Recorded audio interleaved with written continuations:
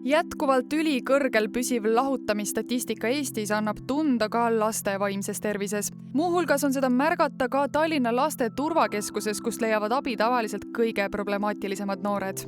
Nagu me ütleme ka, et meie juurde jõudvatest laste osas, ma julgen öelda 99,9% need probleemid on ikkagi välja kasvanud sealt perekeskkonnast ja lastetoast. Kui rääkida vanemate lahutusest, siis psühholoogide sõnul olevat tavapärane, kui laps esiotsa väidab, et temaga on kõik hästi, kuid aastaid hiljem kerkivad pinnale erinevad vaimse tervise häired. Aeg-ajalt võib vanematele tunduda, et lapsed suhtuvad lahutusse väga rahulikult. Mõni ütleb, et seda ma arvasingi, sellest pole midagi, kuid tegelikult on kõik lapsed, tegelikult terve perekond väga häiritud. Kas minus on viga, mis ma nüüd tegin valesti, et nad ei ole siin enam koos, et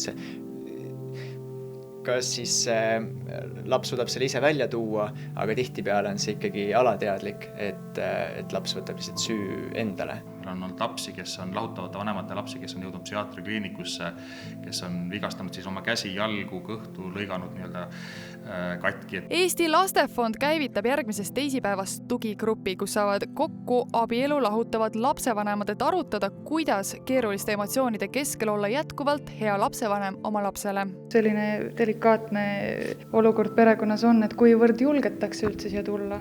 Ega väga ei julgeta, aga julgust peaks andma see, et me peame laste psüühikat kaitsma ja meie täiskasvanutena, isa, emana, peaksime käituma nii, et võimalikult vähe lapsed haiget saaksid. Lisaks kord kuus saavad Lastefondi tugigrupis kokku ka need lapsevanemad, kes on hädas hüperaktiivse ja impulsiivse lapsega.